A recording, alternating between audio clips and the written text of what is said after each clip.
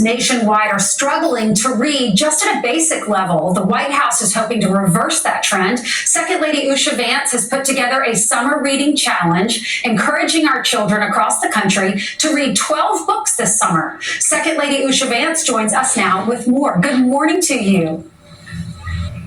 Good morning. Good morning. Thank you so much for having me on. Well, thanks for coming on. I've already been on the site. I've printed it out. My daughter's going to do this, and I'm looking forward to it. Tell me about this program and why you're doing this. Oh, I'm so glad to hear that she's going to participate. So this program comes from a number of sources. As you know, I'm the mother of 3 children, all of whom are about to embark on summer vacation themselves. And I've been seeing the data about how there's been a lot of reading loss. Literacy rates are declining and children are really just not reading as much as they used to. So I've been really motivated to try to do something about that. And so the Summer Reading Challenge is my first attempt to try to make a little bit of a difference in this area. The goal of the Summer Reading Challenge is just to have children from all over the country read this summer. Mm-hmm. And if they do that and they tell me about it, then we'll send them a little prize and enter them into a drawing to come visit the White House. And hopefully they'll have some fun doing it and pick up more books after that. I think it's great. How did you come up with this idea? Well, I think a lot of us probably grew up doing these kinds of challenges. I know my school offered them. There were businesses and libraries.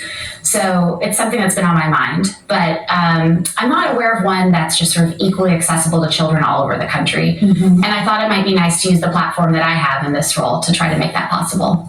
I liked what you said. You said adventure, imagination, and discovery await right between the pages of a book. And when you find a great book and you can't put it down, you're taken to a new realm, a different world of imagination. Absolutely. That's part of it. We just want people to explore new places with these books. Right. So and come out, a little bit richer and more excited because of it. Absolutely. So we were all talking on the Kirby couch, and we want to know what your parents did. I mean, you finished top of your class at Yale. You went to Yale Law School. What was it like? What did your parents do so we can encourage our children to do the same thing? Oh, well, my parents are awesome, but I think they'd be the first to say that they're pretty hands-off about a lot of things. The one thing that they always said is that if you're going to spend any time doing anything, it really should be something that you learn from. So they just filled our house with books. They modeled reading themselves. They were always picking things up. My dad went through a phase where he was trying to read all the Nobel laureates, right? My mom had piles of books by her bed. And so they just showed us that was a productive and fun way to spend time. And that's what we did too. What about devices and TVs? When my daughter has a play date, they all were able to bring home their computers from school yesterday, and they're all sitting in my kitchen, and all of them are on it. And the moms, we walked in there and we said, put these devices down. Y'all are not doing this. Y'all are on a play date. You need to be playing with your toys and not doing this. So what's your advice when it comes to devices and TV and other distractions? Well, with this Summer Reading Challenge, we're very conscious of the fact that if you're not reading, if you're not outside playing, you might be inside just sort of staring at one of the many screens that we now have in our houses. So we wanted to suggest, and this is what we do in our own family, a kind of positive way to fill that time that's tactile, where you actually have to turn the pages of a book, where you might sit outside in the sunlight and read. And every minute that you spend doing something like that is a minute that you're not spending, scrolling through Instagram or Googling things that you probably shouldn't be Googling. And so we're trying to take that approach, make everything that you can do outside and in the real world feel fun, so that it's a little bit of a distraction from the things that I don't necessarily want my kids doing at this age. Right. Why do you think it is that 40% can't even read at the basic level in our country? Well, of course, there are a whole host of factors here. It's not just COVID, but I think COVID and school closures and learning losses that were associated with that are part of it. I think it's really hard to kind of reverse a trend when you've already started to think of yourself as a non-reader, or not really been in the circumstance where you can pick up these skills in a fun and meaningful way. But there are also, other circumstances, the methods by which we're taught, what happens in homes, what happens in kind of communities of children. So it's a multivariate problem. Yeah. So I was talking to a friend, Usha. She has 2 children, son graduated as valedictorian. Her daughter's on track to be the next valedictorian in their high school. And I said, we went to college together, and I said, we had a lot of fun. I know you're smart. What did you do? Give me advice. And she said, I actually bribed my children. She said, I made them, if every book they read, I gave them a toy, and they could pick out a toy. Do you recommend that? Well, I suppose with the summer reading challenge, we're doing a little bit of that ourselves. Okay. So if that works for a family, I guess that works for a family, right? And I do see incentives as a way to kind of encourage kids to try things that they might not otherwise be inclined to do.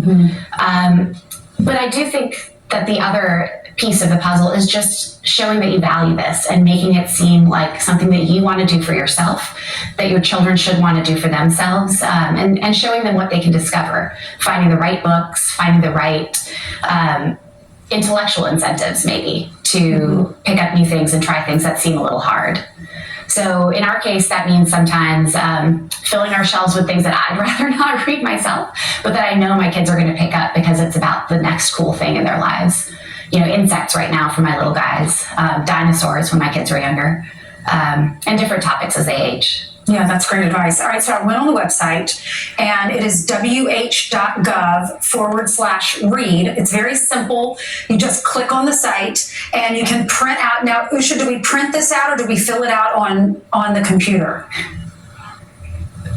Well, I think you could conceivably fill it out on the computer, but we designed it to be printed out so the kids can, if they're able to write, fill it out themselves. Got it. And the parent just signs, and they do a little reflection by hand at the bottom.